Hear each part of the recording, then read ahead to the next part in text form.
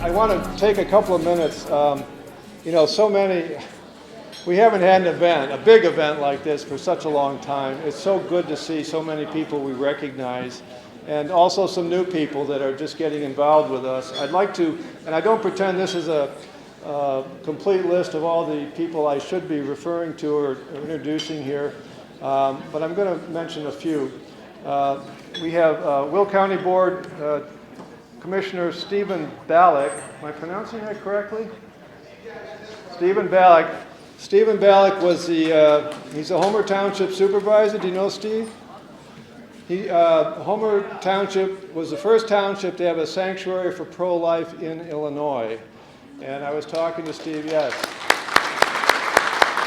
I was talking to Steve about that earlier. One of the things we're going to be touching on in a little while is our need to, or our desire to do more events in the suburbs. And I am suspecting that we will have Steve as a featured speaker soon. He's got a very interesting story about how that went down and how hard the opponents went out of their way to be able to claim in the future that they didn't know it was up for a vote, as I understand it. So we may try and do that. Brian Dolahide and Eileen Dolahide, his mother, just here to acknowledge. Eileen is one of our oldest and dearest friends, and Brian is the managing director of an organization called Advisors, which assists the Archdiocese of Chicago in disposing of excess real estate, which I guess has kept him very busy for a while, sadly. The Honorable John J. Curry, Circuit Court of Cook County Judge. John is another old friend of Catholic Citizens of Illinois. And again, I know there's many, many more of you out there who I ought to have something to say about. I just didn't start to kind of collect these names until the last minute. I also want to acknowledge the Isidore Group. I don't know if, I wanted to ask, Isidore Group, well, let me back up. Catholic Citizens of Illinois used to do all their events advertised on Relevant Radio. Then Relevant Radio, to avoid having to do political advertising for people who they found offensive, changed their format, and they don't sell advertising the same way, which is very complicated. But Isidore, which is a complete company dealing with complete technology solutions for small and medium businesses. David on our board works there, and it's hard to explain it, I'm not going to explain it, but they basically took some of their time on Relevant Radio to promote this event in an indirect way. We seem to see a big uptick in reservations when that started. Just a quick hands up, how many people heard about the ad on Relevant Radio? Okay, all right. And of course, you talk to other people, and before you know it, you have a crowd. So that's very, very good. Thank you, David.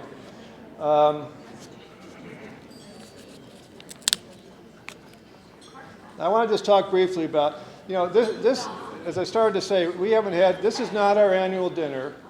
This is not our luncheon, obviously. This is an event to basically generate interest in the suburbs in the kind of programming we do. If you're here, it's because, whether you realize it or not, you're a leader of sorts in the Catholic community. I don't think you'd be here if you weren't interested in Catholicism, defending the faith, basically what we do.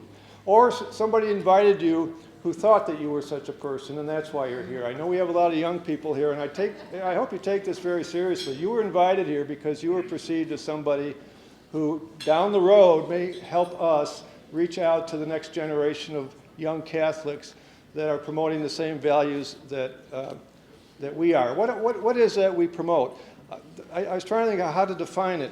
Catholic Citizens aims to attract membership who know or who want to know the difference between Vatican II and how certain parts of the American Church construed it, between cancel culture and canceled priests, between the deference owed to prelates' off-the-cuff remarks in flight or while working a rope line and an encyclical. Somebody that wants to know the difference between syndication and synodality, for example. Somebody that wants to know the difference between the church's preferential option for the poor and the Democratic National Committee agenda, between conscience and a conscience that is well-formed. As many of you know, in 1979, the co-founders of Catholic Citizens of Illinois, Tom Roser and Mary Ann Hackett, had a brilliantly simple idea. They wanted to do, through three separate, simple, and highly effective components, they wanted to help Catholics, faithful Catholics, and I call them, you know, we talk about, is it traditional Catholics, is it, you know, what term do I use? I call them faithful Catholics, and if you think you're one of those and you agree with me, then you are. And if you're not, then you're not. But nobody can complain because I accused you of being a faithful Catholic. We have three things we basically do. We have a website that constantly updates, ideally daily, with news of interest to Catholics who are interested in pursuing issues in the public square. This is critically important nowadays, and I've talked about this several times at our luncheons. I'm not going to spend a lot of time on it. CatholicCitizens.org, if you haven't been there yet, you need to go. We have a lot, there's just a huge number of resources there. You can take as much or as little as you want. But if you want to talk intelligently about the issues that people are confronting us with as Catholics, you've got to stay up to date on at least that issue or those issues. You can't stay up to date on everything, but and I strongly recommend that you sign up for that. Monthly forum luncheons, many of you are familiar with, where we have in the past met downtown. We have a speaker, very good speakers, by the way, and we also have a quarterly hard copy newsletter with longer pieces, thought pieces that go out to our membership. Our monthly forum luncheons have proven to be incredibly effective. I just point out to a couple of them, partly because we recently got a very good videographer, Joe Curry, who is behind the camera there, and I want everybody to give him a big round of applause.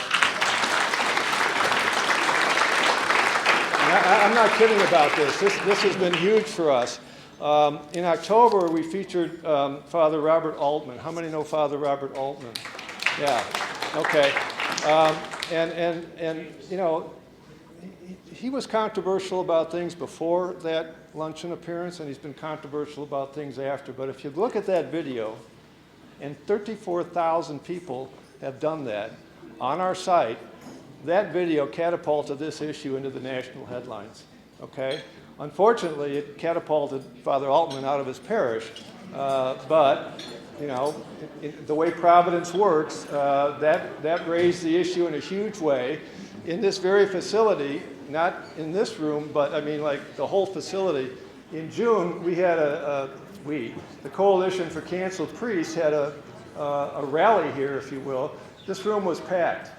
The facility was packed. It was standing room only. How many people were here for that? And the organizers of that specifically said, you guys are the ones that made this happen when you had Altman in, and then posted it on the video, posted it on Catholic Citizens TV. So that's just incredibly important. We also had Father Joshua Caswell from the Superior General of the Canons of St. John Cantius. In the middle of the COVID crisis, when everybody was kind of down in the mouth about what was going on, and you know, we were getting together, but the Union League was giving us all kinds of grief about how we could do it, he came in with a hugely uplifting talk about how St. John Cantius, by videoing their masses and sending it out on their website, drew incredible support worldwide for their mission. Worldwide. I mean, more hits and so forth than ever. Contributions coming in from all over the world. In the current climate, a place like John Cantius needs that visible support to fend off the wolves, if you will. So, I mean, that was just a huge contribution that we made, in my view, as a result of those videos. The other one I want to mention, in April we had Dr. Alan Moy, director of the John Paul II Medical Research Institute. And again, these videos are still on the web, Catholic Citizens TV.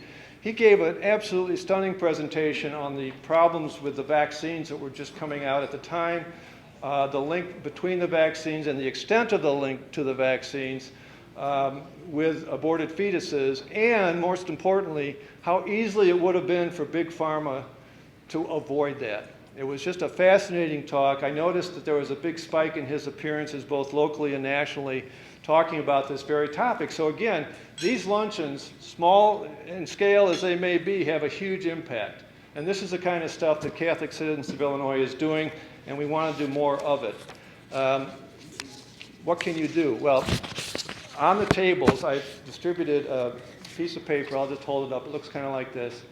I would very much appreciate if during the course of the evening, somebody at that table could take a look at it. What I'm asking people to do, suggest to us suburban venues that could handle 50 to 120 people, for a lunch. Now, you don't have to be that venue, and if you're wrong that they can't handle that or whatever, we'll follow it up. But just suggest some venues that you might know of in the suburbs where we might do these luncheons. I also would like to solicit people to identify for us what I call allied organizations. I just heard of a group that I'd never heard of before. I think it's Five Stones. Is that what Five Stones is a group? And I would very much like to know more about them and tap into that organization as well. There, I think he's sitting right over there, actually. Yeah. But just write it down. Again, if you don't have all the details we've asked for, don't worry about it. We'll figure it out. But we just need some inroads. The next item is suggested suburban luncheon speakers or topics. If you know of somebody, the local speakers are particularly useful to us because they're relatively inexpensive. Now, in all fairness, Father Fessio has been incredibly generous with us in terms of not costing us much. We very much appreciate that. And we will bring people in from outside of the region if we can, and if they're good speakers. But just jot it down. We'll do the follow-up. And the last thing, which many of you may have already done, is just give us your name and email if you'd like to get on our mailing list for our emails. And so I think we're ready for grace. Father Finelli, our chaplain.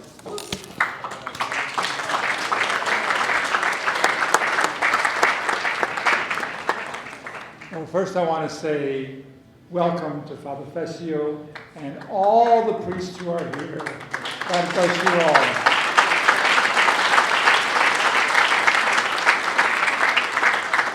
In the name of the Father, the Son, and the Holy Spirit, amen. Lord, bless the food that we are about to receive. Bless the people that we're sharing it with, and bless all the poor people who have nothing. We ask this through Christ our Lord. Amen. In the Father, the Son, and the Holy Spirit.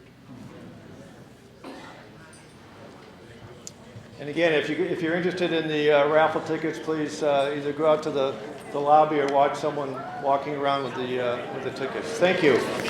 So dessert will be served shortly, but I think it's probably a good idea to go ahead and get started with Father Fessio's talk. When God set the heavenly bodies in their places in the sky at the beginning of history, he did so not primarily that we might catch the train on time, but so that we could celebrate festivals. And during recent days, we Catholics have enjoyed a veritable embarrassment of our most cherished festivals, or feast days. The archangels, our own guardian angels, Saint Therese of Lisieux, Francis of Assisi, Saint Faustina just yesterday. Tonight's event is being held on the vigil of the Feast of Our Lady of Victory. 20th century philosopher Joseph Pieper has noted that a festival is far more than a party we throw on those rare occasions when we have a break from the nearly endless routine of productive work. It is far more than merely having a good time. In Pieper's words, a festival must involve a universal affirmation extending to the world as a whole and to the reality of things, a conviction that at bottom, everything is good and it is good to exist. It is a glorious opportunity to give full-throated thanks for all of creation to the Creator who made everything good. And that is what we are doing here tonight. A festival involving the fruit of the vine seems particularly appropriate, since the growing of grapes and the making of wine assimilate and distill all the good gifts given by God. The sun, the soil, the soaking rain, the science of human ingenuity, and the sweat of the work of human hands. We are honored this evening to have with us a Catholic priest who is uniquely suited to speak about the multitudinous resonances between our faith and the agriculture and culture of wine. He was ordained to the Society of Jesus in 1972 after having received a bachelor's degree in civil engineering and receiving his philosophy and theology formation at Mount St. Michael's and Gonzaga University. He studied theology in France with the Jesuit Henri de Lubac and at the University of Regensburg in Germany, where he completed his dissertation on the ecclesiology of Hans Urs von Balthasar under the direction of Joseph Cardinal Ratzinger. Desirous of bringing the thought of these great 20th century thinkers to English readers, he founded Ignatius Press in 1978 and still serves as a full-time editor at that company. Even a cursory review of his career reveals that much of the reform and renewal in the Catholic Church of our day has its roots, in one way or another, in the work of Father Fessio. His foundation of Ignatius Press and the Catholic World Report, his teaching and preaching at a number of universities, as well as his online classes and podcasts, have enriched both the spiritual and intellectual life of countless Catholics, both young and old. His journal on sacred liturgy, the Adoremus Bulletin, along with his homiletic and pastoral review, have contributed mightily to the reform of the liturgy as urged by his mentor and friend, Pope Benedict XVI. In addition to all these commitments and more, Father Fessio is a vigneron, a vine tender at the Jesuit Retreat House in Sonoma Valley, California. We are grateful to him for traveling to be with us this evening, particularly since to do so he had to leave some of this nation's most beautiful countryside at a time that is undeniably the most beautiful time of the year. Will you join me in welcoming Father Joseph Fessio?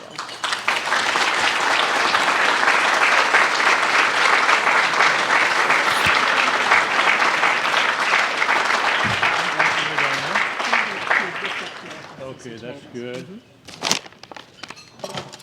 Ring for a kiss.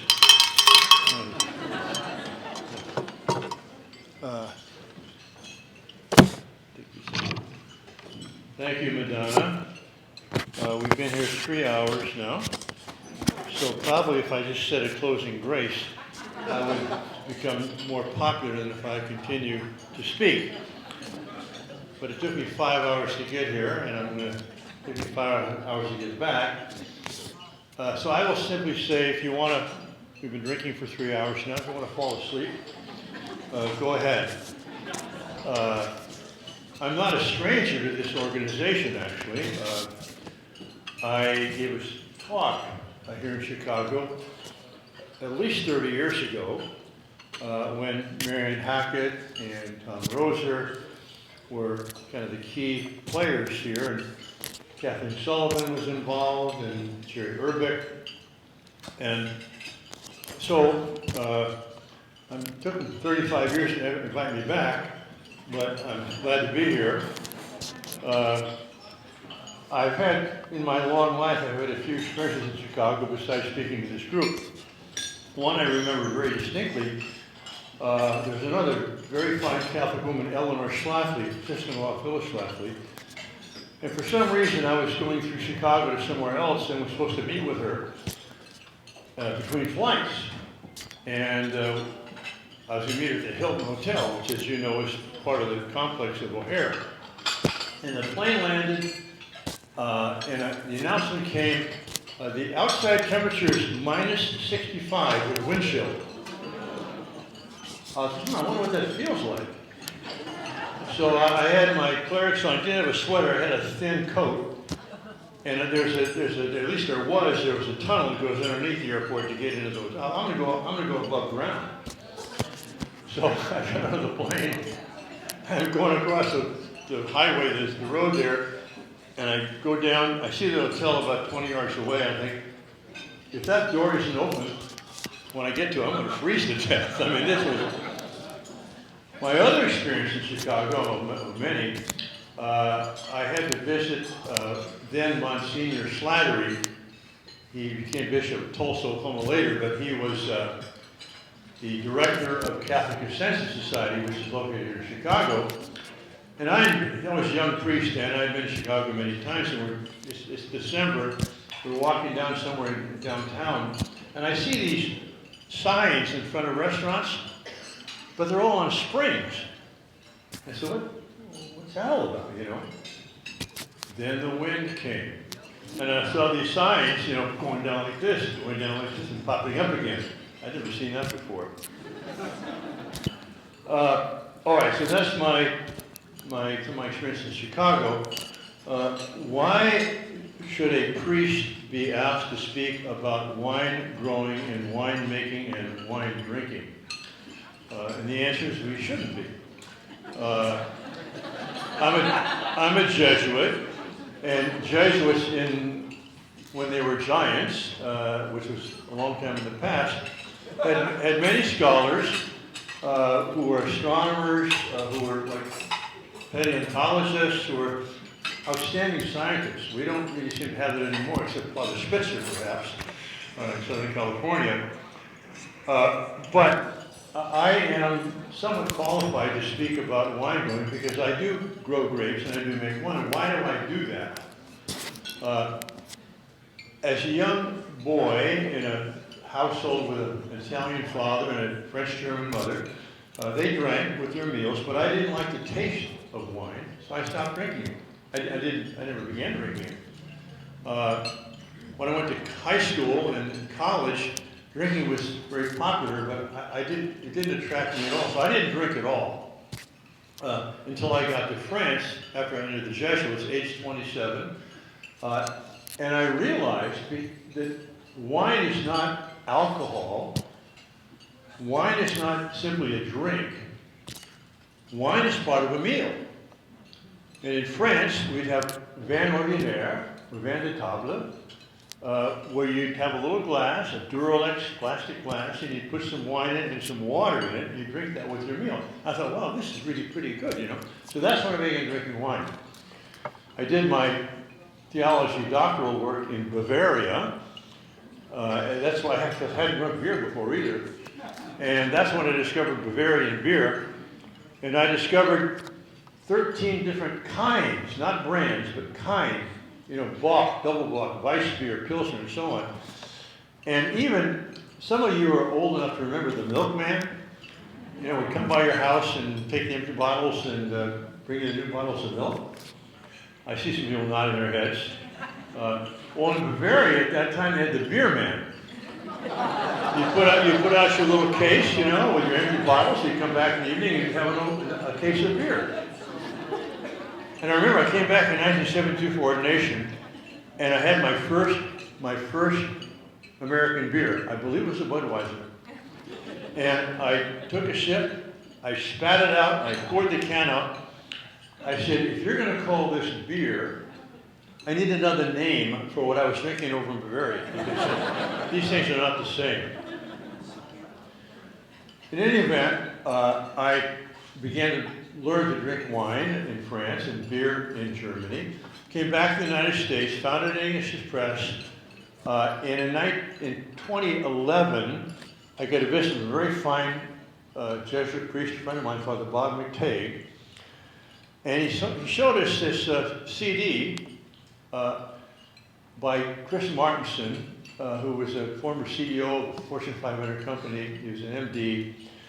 And he was explaining how the 3 E's, energy, economy, environment, if you look at them all, we see economy, we see the debt growing, we see the deficit growing. With environment, we see arable land decreasing. We see the water supply being compromised. And with energy, we see the price, oil extraction costs more and more. Anyway, what he said is, we can't keep going with deficit going like that and debt going like that. At some point, there's going to be a change. There's going to be a recalibration.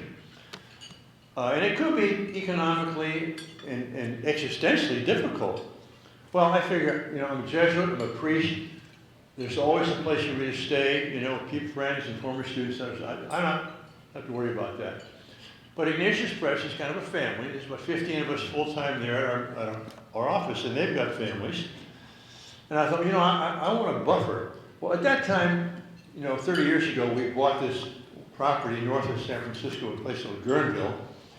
And we had a retreat house, which we used for retreats and for our own weekend relaxation and so on. And I thought, well, you know, let's start planting some stuff, planting, so that there's a little buffer zone, you know. So if we have a economic downturn and there's difficulty in the supply chain or whatever, that at least for a while, you know, we can survive. And so that's when I decided to plant my vineyard. And so we didn't want just wine, but I mean, we wanted wine as an accompaniment to everything else we were growing there. And so I planted a vineyard, and I found a wonderful mentor with the beautiful name Carmine Indindoli, a former Hewlett-Packard electrical engineer who moved out of the Silicon Valley when his family grew because he wanted to have a better environment to have his family grow up in. And he began to take some courses in wine growing, that sort of stuff. He turned out he was very talented at it. And so he basically became a vineyard manager. So I found him, and he was the one that directed me. We put in the vines, we put in the irrigation, all that sort of stuff. So we've had a vineyard now since 2012.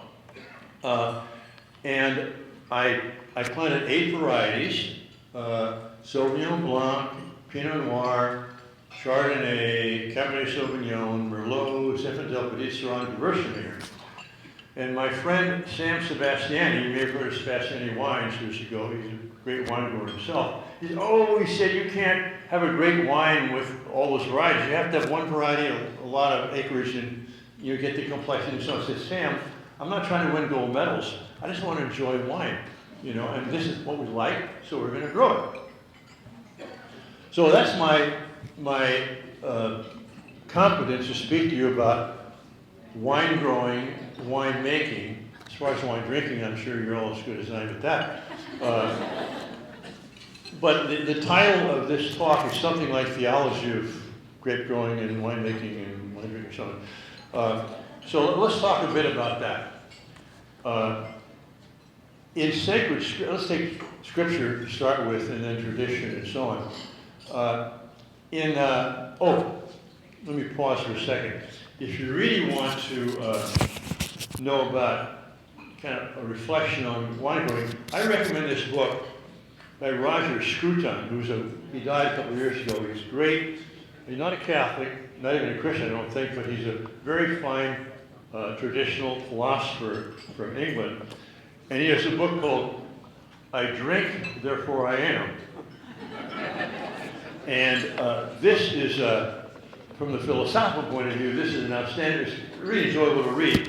I'll just quote you a couple of things from this book. In the beginning, he says, my purpose in this book is to defend the opinion, once attributed to Plato, that, quote, nothing more excellent or valuable than wine was ever granted by the gods to man, close quote. That's from Plato. And he has many fine chapters in here, but I want to sort of point to the last chapter. The last chapter is what to drink with. What to drink with what? And his idea there is that one of the purposes of wine is to help conversation. That's what a symposium is. In Greek, sum means with, and posium means drinking, basically. So drinking with. And he has this kind of a whimsical chapter. He talks about if you're going to read philosophy, you know, which wines do you pair with which philosophers? You see? And we might want Chardonnay with our salmon, but what do you drink when you're reading Plato? And he says, there's a dialogue in Plato to suit every wine. A fine claret will take you at a leisurely pace through the Republic, while with the Phaedrus, a light rosé would be more appropriate. And only a bone-dry Manzanilla would do justice to the Philebus.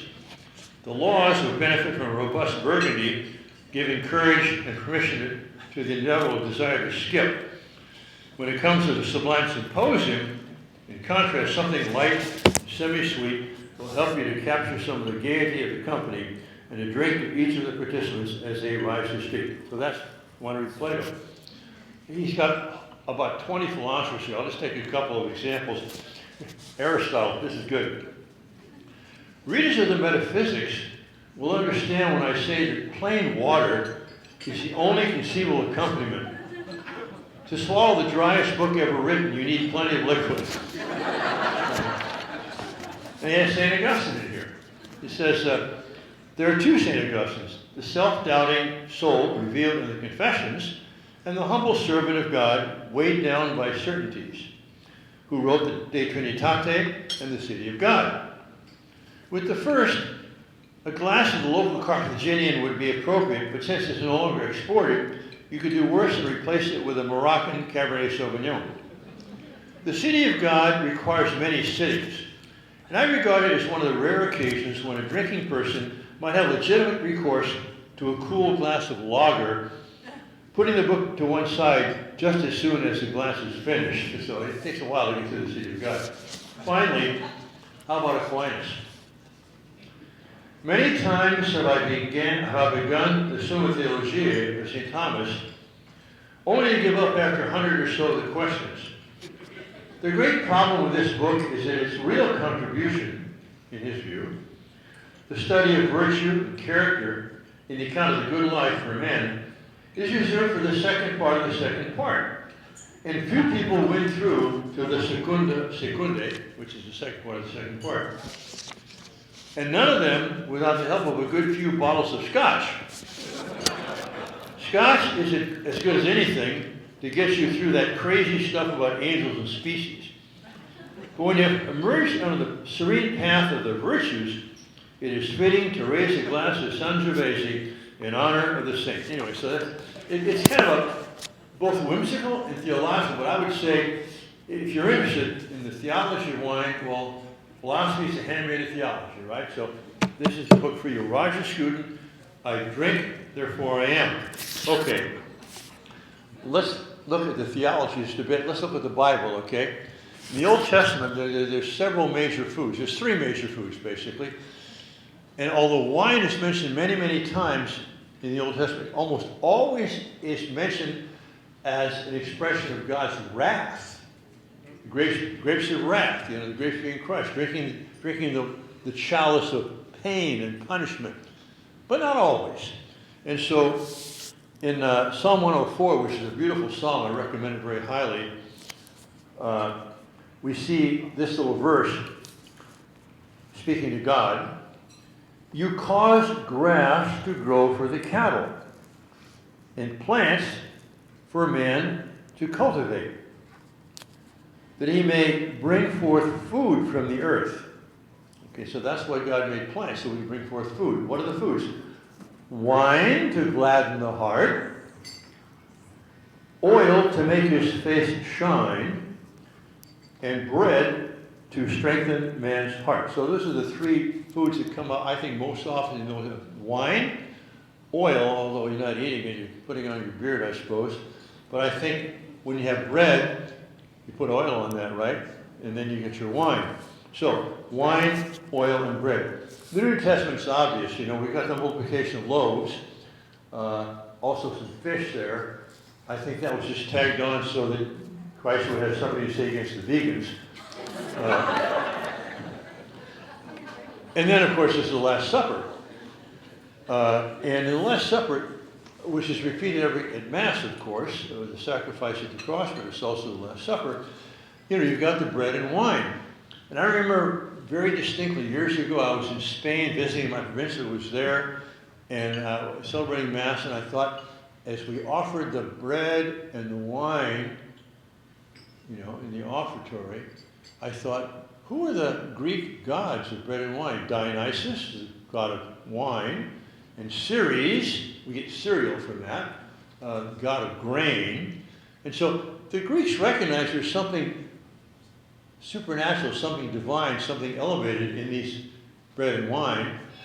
And so Christ and the church have taken that and elevated it. We recognize that the natural value and beauty of bread and wine, but Jesus takes that and makes that his body and his blood to nourish us. I mean, it's a very beautiful thing, but it's also a fulfillment, if you will, of pre-Christian mythology.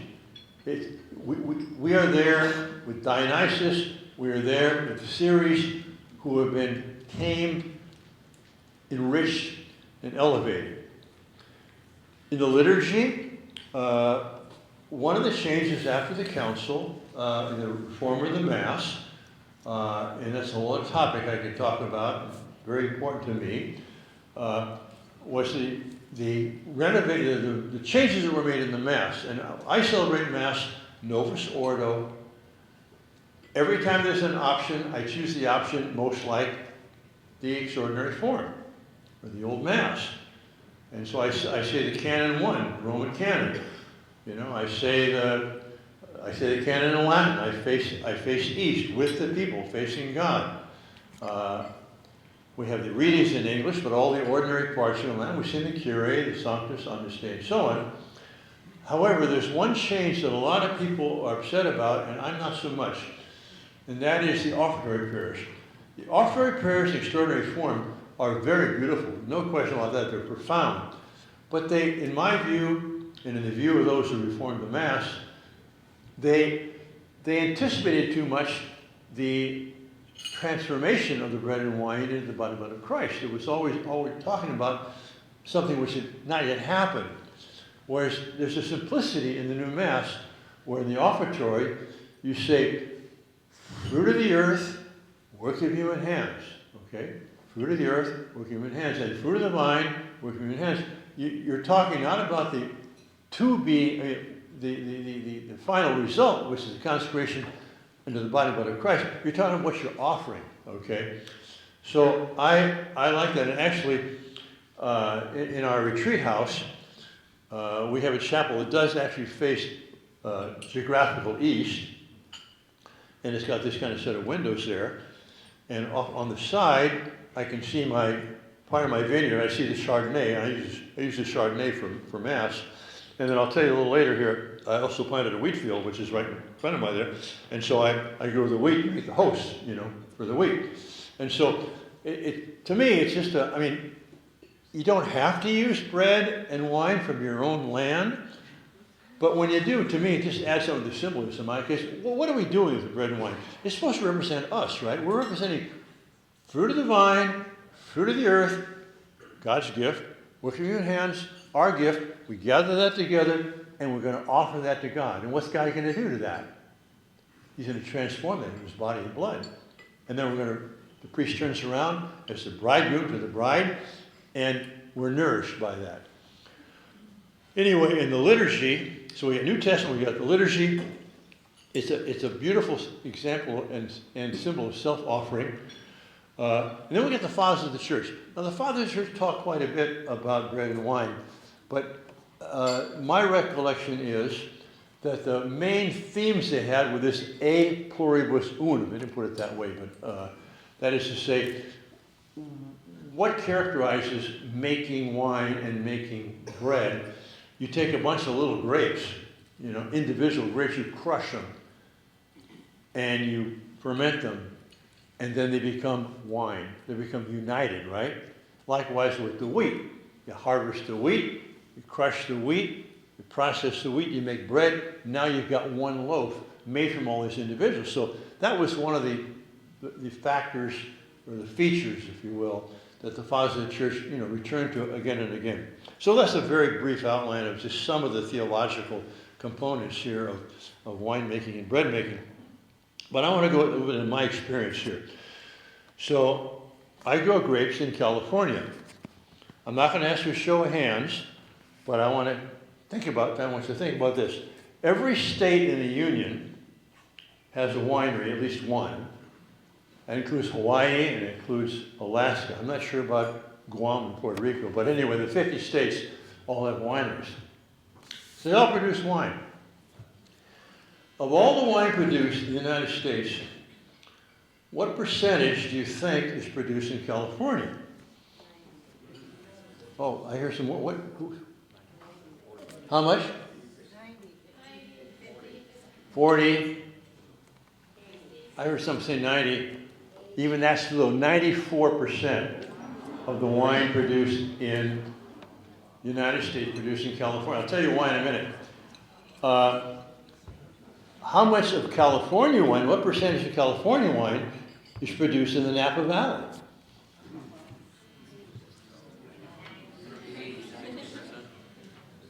You know, do you know? What is it? 4%?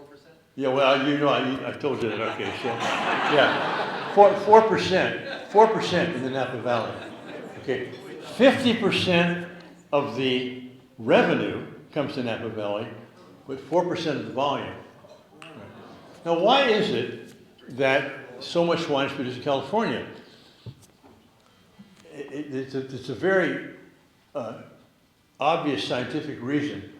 Grapevines have grape leaves on them. And what are those grape leaves? Two things. The top of the leaves have cells in them which do photosynthesis, and that uses the photons from the sun to create sugar. And you have to have sugar to make wine. The bottom of the leaves have very small micropores in them, and they keep the vine cool. And because for grapevines to stay green, you know, they got to stay cool. They can't, and the way they stay cool is they transpire little water vapor, okay, from the bottom of the leaves. And water vapor, of course, is H2O. And H2O has hydrogen in it, right? And hydrogen is what you need for acid. And so what happens to a vine in the daytime, it's hot and the sun is shining. And therefore, the top of the leaves are changing, creating a sugar level. And the bottom of the leaves are transpiring to keep the vine cool. What happens at night? Well, at night, there's no sun, no sugar, but it's still hot in a lot of places, like Chicago, or Lombard, wherever we are. And so those leaves keep transpiring or evaporating water vapor, and that decreases the acidity of the juice. And it turns out that for really fine wine, you have to have grapes which have a high sugar content and a high pH, high acid, especially tannic acid. So you see what happens in most climates where it's not cool at night, the sugar goes up and the acidity goes down, and you end up with a very sweet wine, no complexity to it. In the Mediterranean climate, by contrast, you're not losing that acidity at night. And therefore, you create wine, you make wine that has the right combination of sugar and acidity. And that's why it is better wine. You take places like France, especially on the Atlantic coast, where you got Saint-Emilion. Why is that so good? Because there's a little river that comes out of the Atlantic Ocean, back up there in the valley, and there's fog every night. So that's why so much wine, and the best wine for drinking anyway, is made in California. You can't do it elsewhere in that quantity. There's little tricks you can do to try and have a little vineyard that's going to maybe make some good wine. But basically, I try to be open-minded. I've drunk wine from Illinois and from South Carolina and from Virginia. And I'm sorry, it just doesn't work. So I want to say something about the grapes themselves, though. God created the vine before he created man and woman. But God, I believe, must have foreseen the fall, which would darken our intellects. Because when he created wine, he created it in such a way that we could not fail. When he created grapes, he created it in such a way we could not fail to discover wine. Why is that? Because all grape berries have yeast on them. It's not part of the vine. It's a different organism. But when you crush grapes and that exposes the juice to the yeast, you start fermentation immediately. You cannot have grape juice naturally, which will not turn into wine. It just won't happen.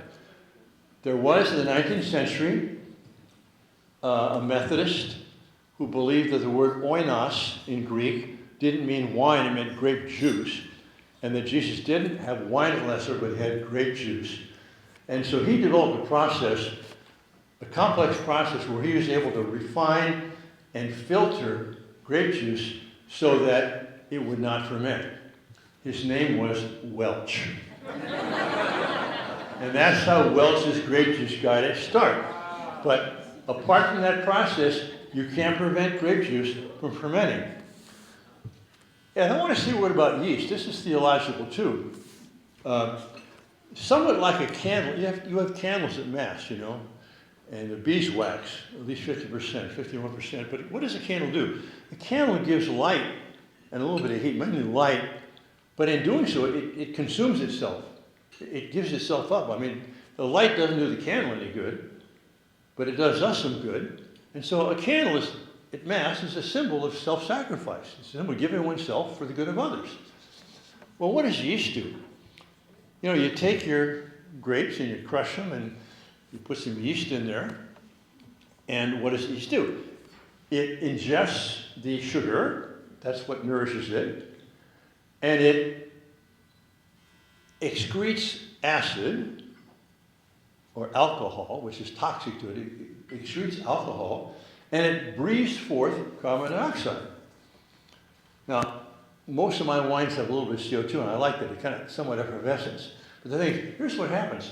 The yeast, by the way, until the 19th century, they thought yeast was a mineral. You know, it was an inanimate thing. It was Pasteur who first discovered it, that it was actually an organism. But this little organism gets in your wine, your juice there, and it consumes the sugar, it makes alcohol, it exhales carbon dioxide, but alcohol is toxic to yeast. And so when it reaches the point where all the sugar is gone and you got your alcohol, the yeast dies. So the little yeast gives up its life for us so that we can have alcohol and carbon dioxide. Isn't it a wonderful thing? So I think there's a theology even to the thing about yeast. I know that, by the way, this is sort of rambling and sort of, I'm not systematic on this thing, but after this many drinks, I'm not going to be, and it wouldn't do any good if I were. We have that passage in the Bible where Jesus is my Father. I'm the true vine, you're the branches. And my Father is the vine dresser. And every branch that bears no fruit, he cuts away. All right, but you know something? With grapes, you actually cut away branches that have fruit on them. That is, you have a vine growing, a trunk, and you got a cane on there, and you got shoots on there. And so the shoots are what grow the grapes. Got to be second year growth. And so you have shoots that are not going to bear grapes, you know that. Suckers on the side, for example. Where you see shoots come up and they just don't have any little pre-clusters on them. So you get rid of those things. But when you grow your grapes and you have your harvest, when you prune them, you take every one of those shoots and you cut it off. You call it two budding. You cut it off with two buds left. So even the shoots that bear grapes, the vine dresser has to prune. So I find a lot of reasons why God the Father would have created vines this way, and why Jesus would have referred to them this way, because they are a great metaphor of God's care for us. Now, as I said, I've got wheat as well as grapes, okay? Wheat, man, you plow the field, you put some fertilizer in there, you plant your wheat, let's say it's spring wheat, you plant it in I plant mine in April, and you do nothing. And then 3 months later, it comes up, it grows. You have to get the turkeys up, the animals up. But then once it grows, you harvest it, and you make grain out of it. You take the grain and you thresh it, and you crush it and grind it, and I send it to the Carmelites in Salt Lake City, and they make hosts for me. But the point is, it's really, I'm not saying wheat farmers don't know what to do, because they do, because they get thousands of acres of stuff. But the point is, wheat does not take that constant care. Vines, the exact opposite. So, okay, let's go through the cycle, okay? January, February, you prune the vines. It's every vine is different. You got to prune them. There's many different ways of pruning the vine, but you prune them, okay? As soon as you finish pruning them, they start to bud. All right? As the buds come up, you got to thin them. You don't want 3 buds coming out of the same spot. You got to take 2 out. So you're thinning them. And then as those buds turn into shoots, you do some more thinning. And as they go longer, they grow out in every direction. You got to train them. You got to put them in your trellis, okay? And then, okay, now they're getting trained. Uh-oh, here comes mildew. You got to spray them. At least every 2 weeks. You got to spray these vines, maybe every 10 days. You got to spray them. You know, and they start growing, and then you got to thin some of the leaves, because you get too many leaves. It's not good. You have to have the right amount of leaves. And then you're spraying, you're taking the leaves out, you're still putting them in the trellis, and we're already in July, okay? I mean, this takes the first 6 months of the year. Well, now they're starting to get ripe. So now you're going to start to test them. What's the Brix? Brix is the percentage of sugar. You know, so you have to go test them. You also have to weed between the vines. That's another thing you have to do. So you test them, and then finally they're ready, and then you got to harvest them. Okay, that's very enjoyable. It's a lot of work, but it's fun. You get the fruit of all your work there, and I'm not even finished. Well, yeah, I finished last Sunday with our, what did we do last Sunday? We did our Chardonnay, and we did our Petit Syrah. But that's not the end of it. You make your yeast starter, you gotta put that in, you gotta watch it for a couple of weeks, you know, until the white wine takes longer because it's fermenting at a colder temperature. You have to, after 3 weeks, you have to rack it. You gotta suck the good, clear liquid off the top of the leaves, put it in another barrel or another container. And so probably I won't get finished with the fermentation and racking until November. So November and December are the only 2 months in my wine growing experience that I don't have to do anything, you know. But why do I go through that process? Because with you is that when Jesus says, "My Father's a vine dresser," it's not like he comes into the vineyard and leaves after a day's work. You know, this is a constant care that a wine grower has to give to his vines. I'm not even talking about when the diseases come, you know, and testing for various soil conditions and you test the leaves and everything for whether it's got enough magnesium in it and this and that. That's a whole additional thing, but there's just a lot of work that goes into doing wines. And so I think it's a beautiful symbol that Jesus has given us of his Father as a vine dresser. And when he says, by the way, "I'm the vine, you're the branches," I had, as a Jesuit novice, we actually had a vineyard in the Novitiate called Novitiate Wines. And we were the cheap labor that did a lot of the work there.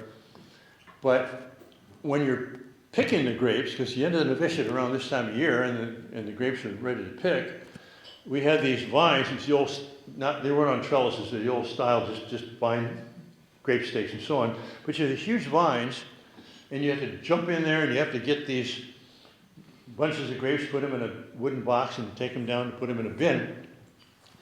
And it was a phenomenal experience. But then that winter, after the pruning, we had to go and do some of the tilling around the vines. And I was shocked because all I saw was the field of these little stumps-like things, you know, trunks, shabby, because they're shabby. They're dropping little bark and everything. And they're really not very good looking. And they just look like they're almost dead. And I realized, wait a second. Jesus says, "I'm the vine, you're the branches. Unless you're in me, you bear no fruit." But I'm looking at these trunks, and you know something? Unless we're in you, you won't bear any fruit either. I mean, you don't get any fruit from the trunk. So there's a kind of a hidden message there, that we must abide in Christ. We have to give ourselves to Christ. We've been inserted in Christ, live with this life. But he has chosen to need us. He can't bear fruit, a vine can't bear fruit unless his branches. So he took a big chance, okay? And we have to make sure that he's not going to lose the risk he's taking. One last thing on the wine here. It's a fermented beverage, right? And fermentation does a lot of good for you. It creates probiotics. But one of the things that they've discovered about red wine especially is that, it's good for your heart, it's good for your health, because it contains a thing called resveratrol. Resveratrol. Well, why do they call it resveratrol? Well, because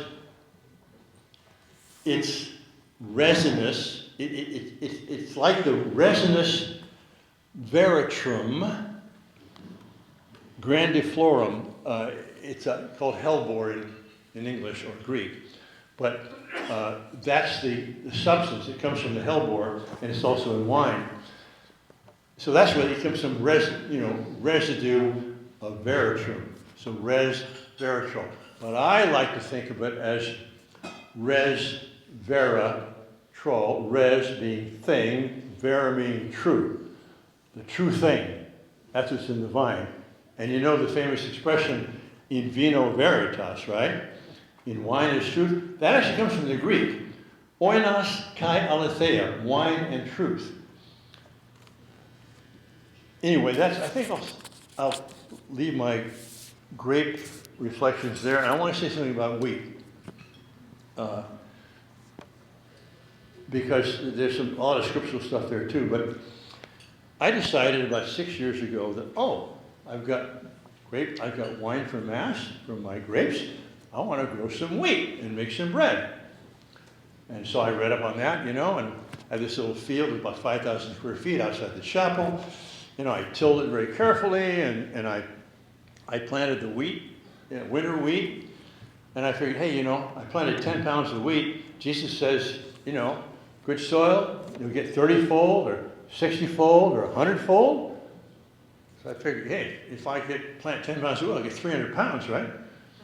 Get 100-fold, I'm going to get 1,000 pounds. So, okay, it grows and everything, and I see some weeds coming up, and I see a lot of field grass coming up, and finally, harvest time comes, and the wheat was so sparse in there, we actually harvested it with scissors, one head at a time, okay? And I got 10 pounds. I got 1 fold, all right? So the next year, but that was enough. That was enough for the host. So the next year, I said, okay, I'm going to really till this and double till it, and let the weeds come up and till it again. And I planted another 10 pounds of winter wheat, and the rains came, and the weeds came up, and we harvested it. We got 5 pounds. So I got 1/2 fold, okay? So the next year, till it again, let the weeds grow, till it again, plant 10 pounds. We ended up getting 1 pound of wheat out of that field, okay? So I'm getting pretty frustrated. But there's a young couple that I married in Brazil. The wife was from there, the husband is from North Dakota. He teaches biology at the University of Mary, but he's also a wheat farmer with his father and his brother. So he and his wife came down to visit us at our retreat house, and at that time I hadn't harvested yet, but I said, David, what, you're a wheat grower, what do I do here? He said, well, I can solve that for you, Father. I said, yeah, I got the answer. What is it? Roundup, he said. And he said, plant spring wheat, let the weeds come up and then till it and plant the spring wheat. You don't have to wait as long. So he gave me some wheat, some Surin wheat, spring wheat. And sure enough, I let the weeds come up, and then I did the Roundup. I tilled them, and then I let more weeds come up. I tilled them again, and then I planted the wheat. And we got 40 pounds, which is great. But 40 pounds is only 4 to 1. It's only 4-fold. So I'm thinking, what's with this 100-fold? And so I went online to find out what the wheat, production is worldwide. And it turns out that the most efficient wheat producing area in the entire world is Kansas. And in Kansas, they get 22-fold. 22-fold. Something, wait a second. Did those Palestinian farmers have a technique that we've lost and, they were that good? I don't think so. I now think as a wheat grower as well as a grape grower, that when Jesus says, hey, when the word hits you, good soil, 30-fold. I'll do 50% better than Kansas, or 60-fold, or 100-fold. I'll do 5 times what Kansas can do with your wheat. So to me, Jesus' parable about wheat is an expression of the great abundance of God's gifts to us, that he surpasses us in all we do. We can never give him more than he'll give back to us, and what he's going to give us is pressed down, running over, 30-fold, 60-fold, 100-fold. So, I want to conclude, and I'm sure you want me to conclude too, with just a couple of quotes here from 2 great Catholic writers, thinkers, and drinkers. The first is G.K. Chesterton. And here's G.K. Chesterton's advice on drinking. He says, drink because you are happy, but never because you are miserable. Never drink when you are wretched without it, or you'll be like the gray-faced gin drinker in the slum. But drink when you would be happy without it, and you will be like the laughing peasant of Italy. Never drink because you need it, for this is rational drinking, and the way to death and hell. But drink because you did not need it, for this is the irrational drinking and the ancient health of the world. So that's his advice. Then he has a poem. This is a short one here. Feast on wine or fast on water, and your honor shall stand sure. God's almighty son and daughter, that is, wine is the son, water is the daughter. God almighty son and daughter, he the valiant, the wine, she the pure, the water. If an angel out of heaven brings you other things to drink, thank him for his kind intentions. Go and pour them down the sink. So he thinks that our 2 beverages be wine and water. And finally, I'll end with one. Probably most of you know this one, but this is Hilaire Belloc, and I think it's a great little poem. It's a short poem. Oh, and for those of you younger ones who have not studied Latin, Benedicamus Domino means bless the Lord, right? Let us bless the Lord. So here's Belloc's famous poem. Wherever the Catholic sun doth shine, there's plenty of laughter and good red wine. I find it so wherever I go, Benedicamus Domino. Thank you.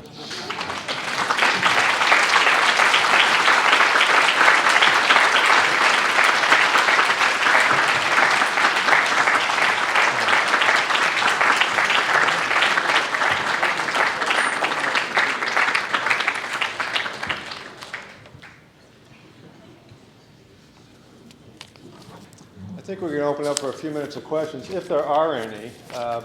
Before we do that, I'd just like to remind everybody about this form. I've seen some people filling it out.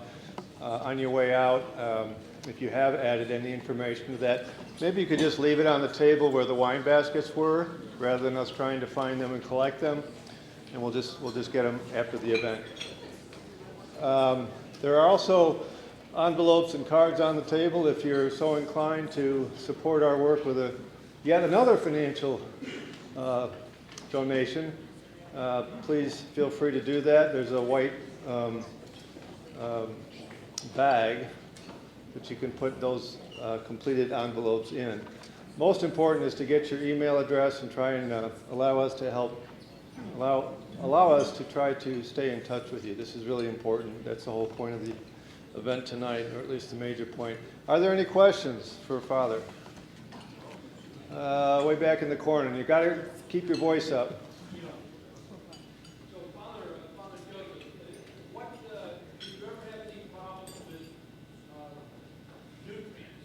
I found that in my gardening work that it was key to find what was the missing nutrient and double it up, triple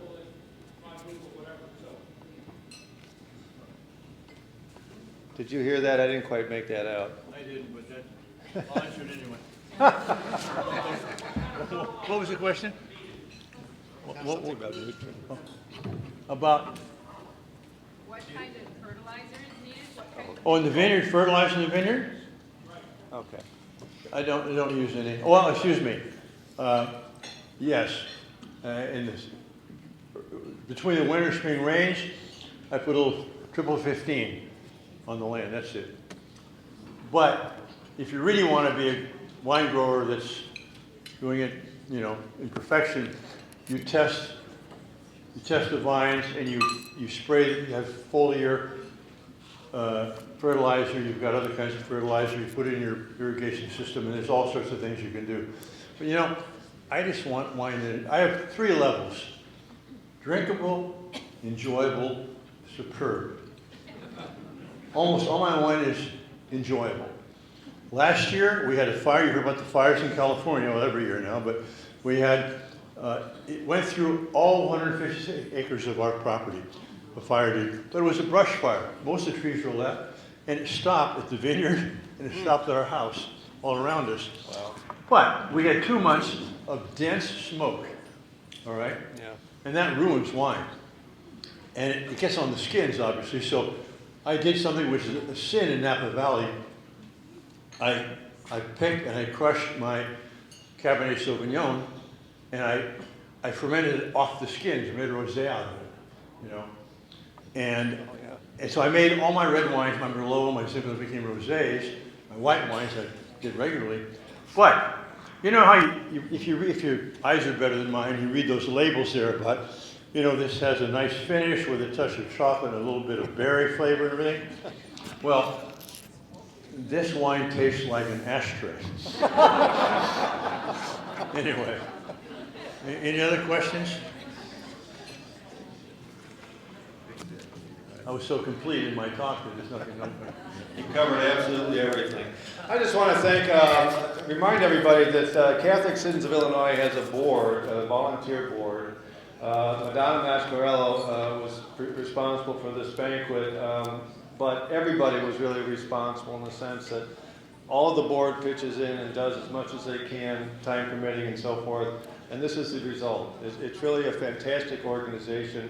It deserves your support, and hopefully we may pick up some more board members from events like this. But again, we're trying to expand into the suburbs, reach out to more of you out in this part of the state, and so I hope you'll give us a hand. Thank you very much for your help tonight and for your support.